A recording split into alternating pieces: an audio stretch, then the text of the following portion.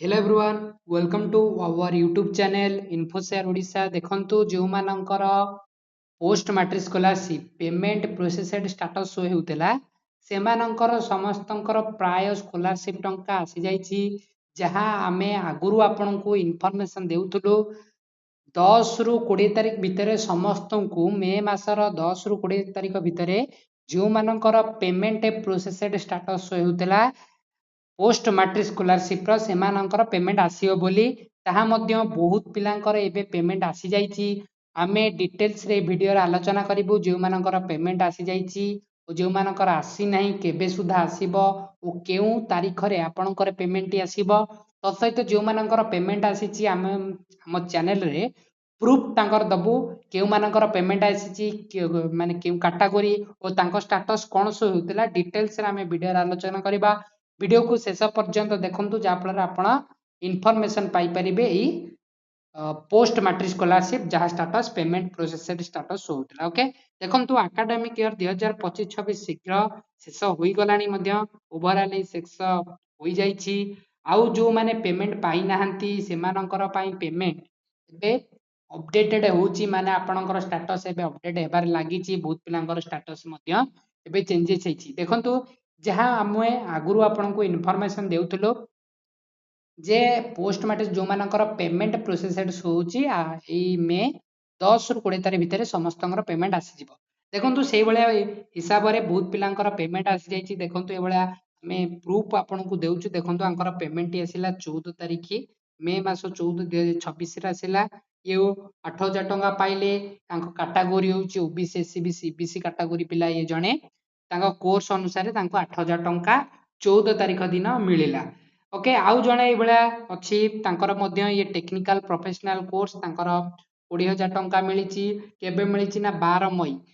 मई सुधा Anchor payment मिल जाईची। ए भलिया बहुत पिलांकर जो माने टेक्निकल प्रोफेशनल जानिथिबे आपनकर 20k प्लस टंका मिली थाए जो माने जनरल ग्रेजुएशन करछन ताको 10k अप टू 10k पर्यंत ए स्कॉलरशिप टे मिली थाए। देखंतु ए भलिया अन्य कैटेगरी जो भले एससी एसटी एमाननको मध्य देखंतु ए भलिया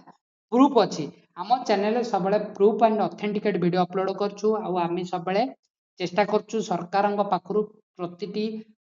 इन्फॉर्मेशन आनी के आपनकु देबा पई। ओके देखंतु आमु मध्य कमेंट माध्यम रे बहुत पिला सूचना दैचंती 12 मई रे 8000 टंका आसिला बोली। ओके बहुत पिला ए भले हमकु इन्फॉर्मेशन दैचंती धन्यवाद। ओके देखंतु जो मानकर एबे पेमेंट प्रोसेसड स्टेटस होउची आपण जानि रखंतु जे 27 एप्रिल खूब जो मानकर पेमेंट प्रोसेसड होउची देखंतु स्टेटस एबे अपडेट हेबार लागिची मे मासरे ही आपनकु पेमेंट मिलिबो सियोर हेकि रहंतु जो मानकर साधारणतः पेमेंट प्रोसेसड स्टेटस होउची मार्च किंबा एप्रिल मास मार्च एप्रिल आउ फेब्रुआरी मासरो जो मानकर पेमेंट प्रोसेसड स्टेटस होउची सेमानकु एई मे मासरे ही मिलि जिवो। देखंतु आमे जो डेट कहितलु सेमाने मध्य पाई गलेनी जो माने बाकी अछंती सेमाने को केबे मिलिबो ना एई मे मास 25 तारिख भितर समस्त को मिलि जिवो जो माने बाकी अछंती जहाँ आमे टार्गेट देइथिलु जा इन्फॉर्मेशन आम पाखु आसीला आमे शेयर करथिलु आपन मध्य टंकाटी मिलि जाइतिला। जो माने बाकी अछंती जदि 25 तारिख भितर पेमेंट न आसिला तार सॉल्यूशन गोटे अछि जनशुणानी पोर्टल आपन चाहिले निज निजर आवेदन करि परिबे किंबा ईमेल माध्यम रे डिपार्टमेंट को ईमेल करि परिबे। ओके हले आपन स्कॉलरशिप न पाई पारंती ए भलिया जदि आपन शो हेउची ताला आपन 25 तारिख जाय वेट करंतु किंबा 20-25 तारिख जाय वेट करंतु ताला आपन स्कॉलरशिप टी पाई जिवे नला अदरवाइज आपन यार सॉल्यूशन पाई आपन चाहिले ग्रीवेंस दे परिबे नले ईमेल माध्यम रे ग्रीवेंस दे परिबे। देखंतु ए थिला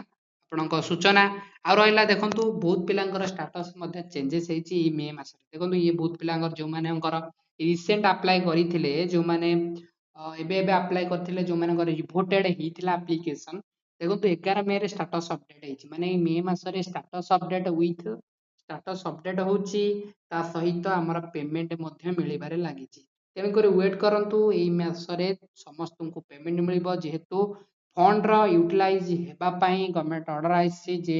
जो एकेडमिक ईयर 25-26 रा फंड जहां आसीतला रिगार्डिंग पोस्ट मैट्रिक स्कॉलरशिप रो टोटली यूटिलाइज हेई जिवो जो मानकर पेमेंट माने स्टेटस चेंजेस होउनी स्टेटस मध्ये चेंजेस हे गलानी मे मास रे देखंतु मे मास रे तांकर sanction by approve authority show हे गलानी आ जो माने पेमेंट प्रोसेस शो हेउतला से माने मध्ये ओवरऑल पेमेंट पाई सारिलेनी जो मैंने बाकी अछंती सेमानकु मध्य खूब शीघ्र सरकार चिंता करछंती बहुत शीघ्र देवा पई ओके आपनकर स्टेटस जदी एबे कोन शो हेउची जदी पेमेंट पाई सारलेनी हमकु इन्फॉर्मेशन कमेंट माध्यम रे दियंतु केते टंका पाइले आपण कोर्स फी अनुसार मिलिबो ओके जदी आपण टेक्निकल प्रोफेशनल कोर्स करूचंती ता 20k प्लस मिलिबो एबळे हमकु इन्फॉर्मेशन देइचंती ये रहिला इन्फॉर्मेशन जदी आपनकर स्टेटस सैंक्शन बा अप्रूव अथॉरिटी नेक्स्ट पेमेंट प्रोसेसेड हेबार एई मे भितर जहा इन्फॉर्मेशन आसुची समस्तଙ୍କୁ पेमेंट ओवरऑली क्लियर करिवे ता सहित न्यू एकेडमिक ईयर 2026-27 शिक्षा वर्ष रे मध्य पोस्ट मैट्रिक स्कॉलरशिप खूब शीघ्र आसीबा जाउअछि जो माने आवेदन करिवे प्रथमे आवेदन करिवे जा फल रे पणी डिले रहइबो नाही जदी आपनकर अकाउंट डीबीटी लिंक